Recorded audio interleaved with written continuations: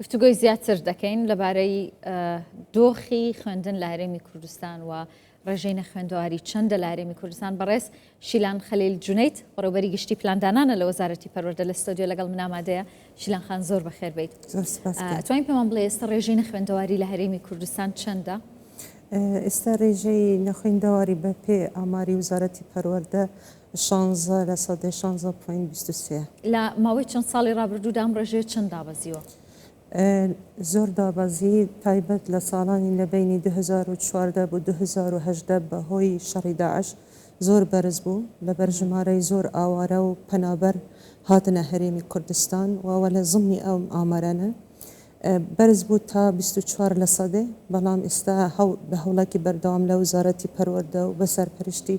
بەڕێز جەنابی وەزیری پەروەردە ئێمە توانیمان ئەو ڕێژە کەم بکینەوە حتا ڕێژەی 16%. 16% ئەوە لە ستاندەردی جیهانی یعنی ستاندەردێکی باشە و بەڵام ئەم ڕێژەیە تەنیا قوتابیانی هەرێمی کوردستان نین کەواتە ئاوارە و پەنابەرانیشتان هەژمار کردووە. لەبەر ئەوە ئێمە لە وزارەتی پەروەردە سیاسەتی تێکەڵکردنی پەنابەری سووری پەیڕاو دەکەین واتە هەموو ئەو منداڵانە کە لە هەرێمی کوردستانن ئێمە بە پێی ئامارەکان وەردەگرین و جیاناکەینەوە لە هەوڵاتی خۆمان. بەڵام خۆتان دەزانن کە ڕێژەی نەخوێندەواری یاخود دابڕان لە خوێندن لە نێوان ئاوارە و پەنابەران زۆرترن یان لە نێوان ئەوانی هەرێمی کوردستان دانیشتوانێری بە تایبەت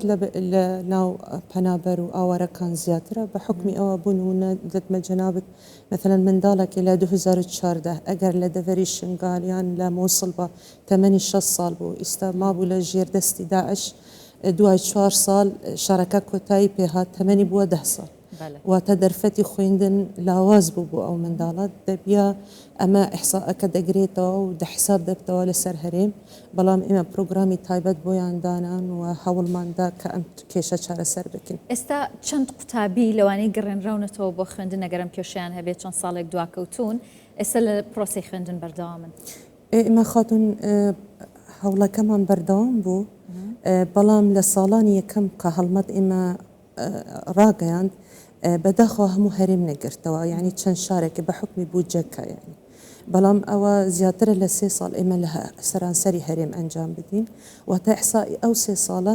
ئێمە زیاتر لە 33 قوتابی 33,000 قوتابی و 270 قوتابی مانگەڕاندیەوە بۆ خوێندن. کاتی ئێمە دەڵێن 33,270 قوتابی ئێمە مەبەسمان ئەو قوتابیە کە ئێمە دڵنیابن کە بەردەوامن لە خوێندن. ژمارەکی زۆرمان گەڕایە لە قوتابخانە بەڵام دووبارە واس لە قوتابخانەیان هێنا. ئێوە بە دوواداچوونەکەن بۆ ئەوەی کە ئەم قوتابیانە کە دەیان گەڕێنەوە بۆ خوێندن دواتر بەردەوامە بن یاخودنا؟ بەڵێ ئێمە لە وزارەتی پەروەردە بە سەرپەرشتی بەڕێز جەنابی وەزیر ئێمە پلاتفۆرمێکیمان دروست کردیە تایبەتە بە هەڵمەتی گەڕانەوە بۆ خوێندن. ئەم پلاتفۆرمە بە هاوکاری هەماهەنگی لەگەڵ ڕێکخراوی یۆنسف ئێمە هەموو زانیاری ئەو قوتابی تومار دەکەین بە شێوازی دیژیتالی لەو پلاتفۆرمە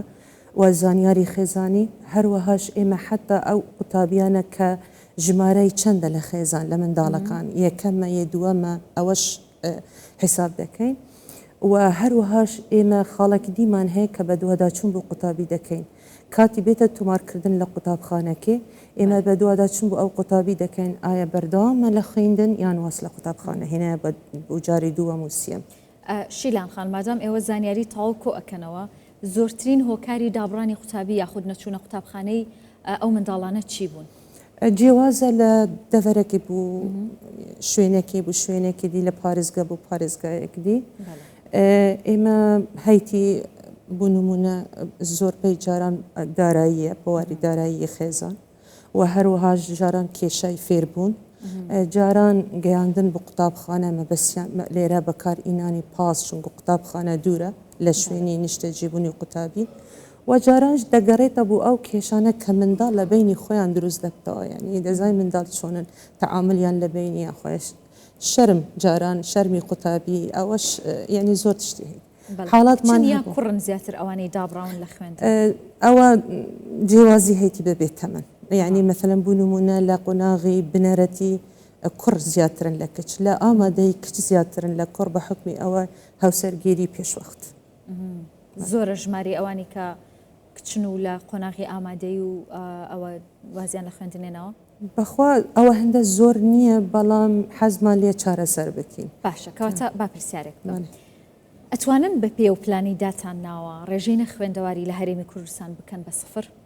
ئەکید هەموو شتن دەتوانین بکەین بەڵام ئەوە دەبێت لە چەند ساڵی داهاتوو ئێمە پرۆگرامی باش دانین و هەڵمەتێکی ینی سەرانسەری هەرێم و هەروەهاش لە هەمان کات پرۆگرامەمان هەبتەوە نەتەنیا ئێمە کار بکەین لەسەر ئەو قوتابیانە کە قوتابخانە جێشتین بەڵکو ئێمە ڕێگیری لە قوتابی بکەین کە زیاتر واس لە قوتابخانە بێنن یان پەیوەندی بە قوتابخانە نەکەن. باشە ئەو هەڵمەتانەی ئێوە یاخودە و پرۆگرامانی کە ئێوە هەتانە بۆ گەڕانەوەی قوتابیان بۆ وڵەکانی خوێندن ئەوانەی کە دابراون چین کە ئێستا کاران ئێستا بەردەستن؟ ئێمە زۆر پرۆگراممان هەنە لە وزارەتی پەروەردە یعنی بوو نمونە ئێمە لە یاسای وزارەتی پەروەردە منداڵ ئەگەر تەمەنی 6 تا 10 ساڵ بێت مافی هەیتی لە پۆڵی یەکەمی بنەرەتی بێتە تۆمارکردن ئەوە بەخۆ دەرفەتەکە بوو ئەوانە کە پەیوەندی زوو بە قوتابخانە نەکردیان ئەوە یەک یە دووەم ئەوەی لە تەمەنیان لەسەرەوە 10 ساڵ مافیان هەیە لە خوێندنی خێرا بێنە تومارکردن تا تەمەنیان گەهتە 22 ساڵ بوو کوڕان 24 ساڵ بوو کچان ئەمەش دەرفەتێکی دیە خوێندنی دەرەکی امتحاناتی دەرەکی ئەوە دەرفەتێک دیە بۆ قوتابیان بنگەی نەهێشتنی خوێندەواری ئەوە دەرفەتێک دیە بۆ قوتابیان بەڵام ئەم چەند ساڵە ئێمە هەڵمەتێکی دروست دەکەین بۆ گەڕانەوە بۆ خوێندن لە ڕێنمای وزارەتی پەروەردە دەڵێت پێویستە قوتابی لە ماوەی 3 ڕۆژ پەیوەندی بە قوتابخانە دەکەن بە خۆشبەختانە ئەوە 3 ساڵە جەنابی وەزیر بە پێ ئەو سەڵاتەی هەیتی ئەو ماوە درێژ کردیە بۆ 45 ڕۆژ و ئەو 45 ڕۆژە حیساب نابێت وەکو نەهاتوو بە ئەو قوتابیە واتە ئەوە هەموو دەرفەتن بوو گەڕانەوە بۆ خوێندن و هەروەهاش دانانی مافی زیاتر بۆ ئەو قوتابیانە کە بگەڕێن جارێکدی بۆ خوێندن و درێژی بە خوێندن بدن. زۆر باشە شیلان خان نزیکین لەوەی کە وەرزینەوەی خوێندن دەست پێ بکات هەڵمەتی ئێستاتان چییە بۆ گەڕانەوەی کۆمەڵک قوتابی ئەگەر دابڕێنرابن یاخود دابڕابن بۆ خوێندن؟ بەڵێ ئێستا ئێمە لە قوناغی ئامادەسازینە بۆ هەڵمەتی تازە ئەم ساڵە و لە ماوەی نێزیک ڕاگەیاندن بۆ هەڵمەتی تازە دەکەینەوە ئێمە هەوڵماندایە کە ئەو خاڵی لاواسمان هەبوو لە هەڵمەتی پار و پێرار ئێمە بەهێزتر بکەین ئەو خاڵی بەهێزمان هەبوو زیاتر گرنگی پێ بدەین هەڵمەتی ئێمە جێواز بوو ساڵ بۆ ساڵ بوو نمونە ساڵی یەکەم ئێمە تیمی گەڕووکمان هەبوو یعنی دەرگا بە دەرگا چوون لە ماڵ دەگەڕێن ئەوە لام پرسیارە بۆ نمونە گەر من ئێستا کچەکەی خۆم نەنێرمە بەرخوێندن ئێوە چۆن نەزانن چۆن ئەیدۆزنەوە بۆ ئەوەی کە بیگەڕێنەوە بۆ خوێندن؟ ئێمە هەوڵماندا بە هەماهەنگی لەگەڵ ڕێکخراوەکان تایبەت یونیسف لە سەرانسەری هەرێم بە پێ پارێزگا و قەزا و گوند و ئەوانە تیممان دروست کرد ئەو تیمە بە پلان چوون سەردانی ماڵیان کرد یەکەم جار لە گەڕاکی کە هەژارن یان باری داراییان باش نییە اینجا گەڕەکەکانیتی و دەرگا بە دەرگا بە پێ پەیوەندی و هاوکاری هەماهەنگی لەگەڵ وزارەتی ناوخۆی هەروەهاش لەگەڵ مختارەکان کەمانزانی بوو نمونە ئەم منداڵان لەو شوێنە هەیتی ئەو تیمە دەشتەوە بەڵام جیاوازی هەڵمەتی وزارەتی پەروەردە ئەوە بوو کە لەگەر هەر تیمێکی ئێمە ڕێنمەکارێکی پەروەردەیمان ڕەوانە کرد ئەگەر ڕێنمەکاری پەروەردەیش نەبە کەسێکی یعنی خەریجی ئەو بەشانە کە پەیوەندیدارن بەو بابەت کۆمەڵ ناسی دەروون ناسی ئەوانە هەمویان مان ڕەوانەکردن جگە لەوەش ڕاهێنانێکی تایبەتیان وەرگرت سەبارەت بە چوون هەڵسەکەوت لەگەڵ خێزان دەکەیەوە ینی ڕێکەوتوە هەندێک لە خێزانەکان ڕێگر بن لە بەردەم گەڕان بەڵێ جار هەبوو 3 جارش سەردانی خێزانێکیان کردیە بوو نمونە تایبەت ئەوەی هەوسەرگیری پێشواقت جاران هەبوو مەفەلەن منداڵیان دەرفەتێکی باش بوو کار دووزیەوە و حەزیان لێ نییە واس لەو ئیشە بێنتن واتە ئێمە هەوڵماندا قەنەعەتی بۆ دروست بکەین کە دەرفەتی هەیتی لە ڕێگای خوێندنی ئێواران بەردەوام بێت لە خوێندن لە هەمان کات ئەو کارش بەردەوام بێت لەسەر کاری خۆش بێ زۆر سپاس دەکەم خاتو شیلان خەلیل جونەید ڕوبەری بەشی پلانتانان لە وەزارەتی پەروەردەی حکوومەتی هەرێم زۆر بەخێر زۆر سپاس.